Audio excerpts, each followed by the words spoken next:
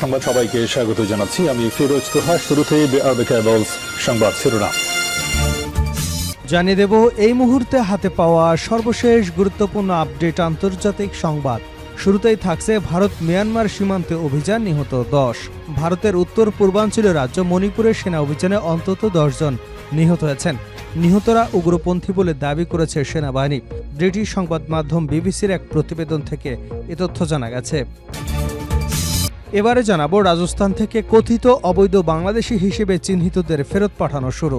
ভারতের রাজস্থান রাজ্যের যোধপুর থেকে বিশেষ বিমানে করে কথিত অবৈধ বাংলাদেশি হিসেবে চিহ্নিত 148 জনকে ফেরত পাঠানোর জন্য কলকাতায় নিয়ে আসা হচ্ছে। এদিকে 13 লাখ আফগান শরণার্থীকে দেশে পাঠিয়েছে পাকিস্তান।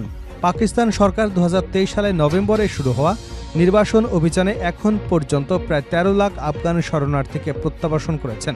সংসদীয় সচিব মুক্তার আহমেদ মালিকের বরাতে অ্যাসোসিয়েটেড প্রেস ও পাকিস্তান এক প্রতিবেদনে এ তথ্য জানিয়েছে। জানাবো ভারতের উত্তরপ্রদেশে প্রায় 300 মসজিদ মাদ্রাসা গুড়িয়ে দিল প্রশাসন। বুধবার স্থানীয় প্রশাসনের এক বিবৃতিতে জানা যায়, রাজ্যের নেপাল সীমান্তবর্তী জেলাগুলোতে অভিযান অব্যাহত রয়েছে।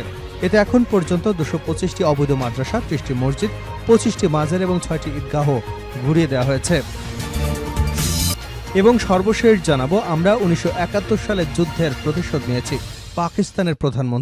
পাকিস্তানের প্রধানমন্ত্রী শেহবাজ শরীফ ভারতের বিরুদ্ধে চালানো অপারেশন বুনায়ান উন মারসুসের সাফল্যকে ঐতিহাসিক মুহূর্ত হিসেবে ঘোষণা করেছেন। তিনি বলেছেন, পাকিস্তানের সশস্ত্র বাহিনী ভারতীয় আগ্রাসনের বিরুদ্ধে কঠোর ও শক্তিশালী জবাব দিয়ে 1971 সালের যুদ্ধের প্রতিশোধ নিয়েছে। খবর জিও নিউজের। এতক্ষণ শিরোনাম শুনছিলেন, এবার বিস্তারিত। প্রিয় দর্শক, আপনি যদি এই চ্যানেলে নতুন হয়ে থাকেন, ভিডিওটি দেখতে দেখতে চ্যানেলটি সাবস্ক্রাইব করে আমাদের সঙ্গে থাকুন। আর এই ভিডিও সম্পর্কে আপনি আপনার মূল্যবান মতামতটি কমেন্ট বক্সে জানিয়ে দিন। আর হ্যাঁ প্রিয় দর্শক, জানিয়ে দিন ভিডিওটি কোথা থেকে দেখছেন। ভারত মিয়ানমার সীমান্তে অভিযান, নিহত 10। ভারতের উত্তর পূর্বাঞ্চলীয় রাজ্য মণিপুরের সেনা অভিযানে অন্তত 10 জন নিহত হয়েছেন। নিহতরা উগ্রপন্থী বলে দাবি সেনাবাহিনীর। ব্রিটিশ সংবাদ মাধ্যম বিবিসির এক প্রতিবেদনে এ তথ্য উঠে এসেছে। প্রতিবেদনে বলা হয়েছে, ভারত মিয়ানমার সীমান্তের কাছে মণিপুরের চান্দেল জেলায় ওই সশস্ত্র উগ্রপন্থীরা যাতায়াত করছে, এরকম খবর গোয়েন্দা সূত্রে পায় সেনাবাহিনী। আসাম রাইফেলসের একটি দল সেখানে অপারেশন শুরু করে। সেনাবাহিনীর পূর্ব কমান্ড তাদের এক্স হ্যান্ডেলে লিখেছে যে, সন্দেহভাজন উগ্রপন্থীরা সেনা সদস্যদের উপরে গুলি চালালে পাল্টা গুলি চালায় বাহিনী, আর তাতেই 10 জন উগ্রপন্থী মারা যায়। ওই অভিযান থেকে অস্ত্র এবং গোলাবারুদ উদ্ধার করা হয়েছে এবং অভিযান এখনও চলছে বলে জানানো হয়েছে সেনাবাহিনীর ওই পোস্টে। রাজস্থান থেকে কথিত অবৈধ বাংলাদেশি হিসেবে চিহ্নিতদের ফেরত পাঠানো শুরু। ভারতের রাজস্থান রাজ্যের যোধপুর থেকে বিশেষ বিমানে করে কথিত অবৈধ বাংলাদেশি হিসেবে চিহ্নিত 148 জনকে বুধবার ফেরত পাঠানোর জন্য কলকাতায় নিয়ে আসা হচ্ছে। রাজস্থানে গত কয়েকদিন ধরেই কথিত বাংলাদেশি অনুপ্রবেশকারী সন্দেহে বাংলাভাষী মুসলমানদের আটক করা হচ্ছে। এদের মধ্যে পশ্চিমবঙ্গ, আসাম ও মেঘালয়ের বাংলাভাষী মুসলমানরাও আছেন। রাজস্থান পুলিশ বলছে, এখন পর্যন্ত 1008 জনকে আটক করা হয়েছে। তার মধ্যে 761 জনকে বাংলাদেশি বলে চিহ্নিত করতে পেরেছে তারা। এদেরকেই বাংলাদেশি ফেরত পাঠানোর প্রক্রিয়া শুরু হলো বুধবার থেকে।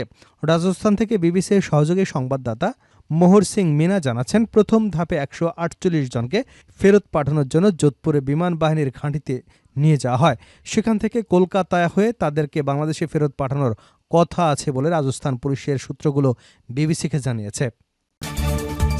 ভারতের উত্তরপ্রদেশে প্রায় 300 মসজিদ মাদ্রাসা গুড়িয়ে দিল প্রশাসন। ভারতের উত্তরপ্রদেশে প্রায় 300 মুসলিম স্থাপনা গুড়িয়ে দিয়েছে রাজ্য সরকার।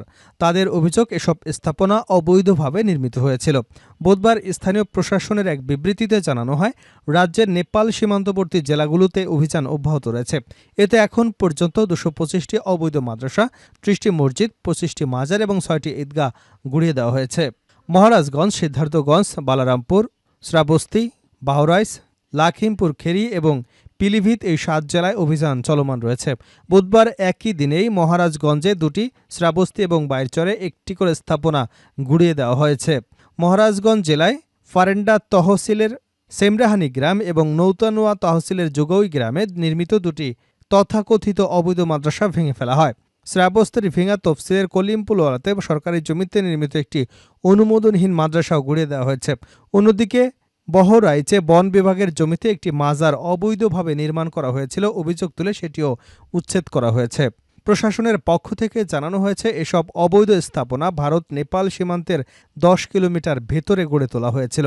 সরকারি জমি, বনভূমি কিংবা অন্যান্য জনসম্পত্তি দখল করে গড়ে ওঠা এসব স্থাপনা ধর্মীয় রূপ পেলেও আইন মেনে গড়ে তোলা হয়নি বলে উল্লেখ করেছে প্রশাসন। এই অভিযানে অংশ নিচ্ছে স্থানীয় পুলিশ, জেলা প্রশাসন এবং ভূমি পরিদর্শন অধিদপ্তর। অবৈধ স্থাপনা নির্মাণের পেছনে কারা জড়িত তাও খতিয়ে দেখা হচ্ছে বলে জানিয়েছে সংশ্লিষ্ট কর্তৃপক্ষ। 12 লাখ আফগান শরণার্থীকে দেশে পাঠিয়েছে পাকিস্তান। পাকিস্তান সরকার 2023 সালে নভেম্বরে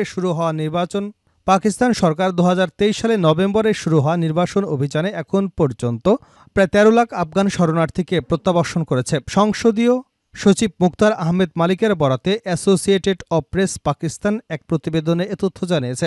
সরকার প্রাথমিকভাবে বলেছিল তারা প্রথমে কোনো আইনি নথিপত্র ছাড়াই বিদেশিদের বহিষ্কারের উপর মনোনিবেশ করেছে এবং আফগান নাগরিকদের কার্ড, যা 2017 সালে আফগান শরণার্থীদের অস্থায়ী আইনি মর্যাদা প্রদানের জন্য চালু করা নথি, এর মতো অন্যান্য বিভাগগুলো পরে অন্তর্ভুক্ত করা হবে।